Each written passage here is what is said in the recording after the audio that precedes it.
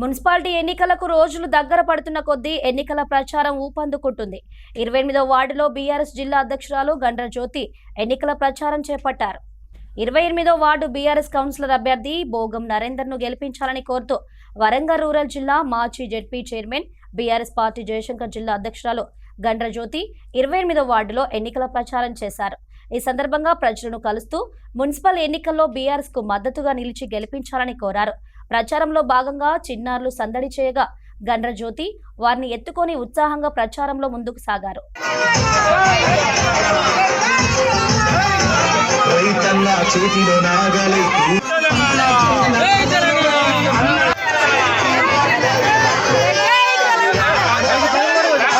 ఈ సందర్భంగా 28వ కౌన్సిలర్ అభ్యర్థి బోగం నరేందర్ మాట్లాడుతూ 28వ వార్డు ప్రజలకు అందుబాటులో ఉండడమే కాకుండా సమస్యల పరిష్కారానికి కృషి చేస్తానని తెలిపారు. నమస్కారం, నా పేరు బోగం నరేందర్. నేను ఎండి క్వార్టర్స్లో భూపాలపల్లి పట్టణ మున్సిపాలిటీలోని ఎండి క్వార్టర్స్ నందు నాకు గౌరవ బీఆర్ఎస్ పార్టీ తరఫున టీజీబీకేఎస్ పార్టీ బలపరిచిన అభ్యర్థిగా టికెట్కి గండ్ర రమణారెడ్డి దంపతులు కేటాయించడం జరిగింది.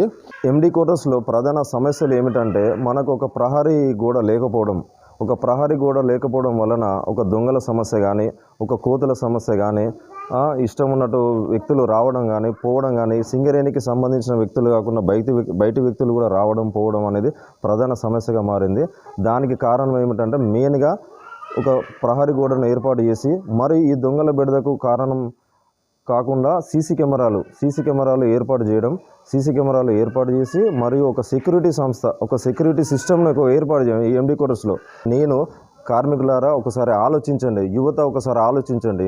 నేను ఎందుకు మిమ్మల్ని ఓటు అడుగుతున్నానంటే ఒక కార్మికునిగా నా వంతు సహాయం నేను చేయదలుచుకుంటున్నానని ముందుకు వచ్చాను.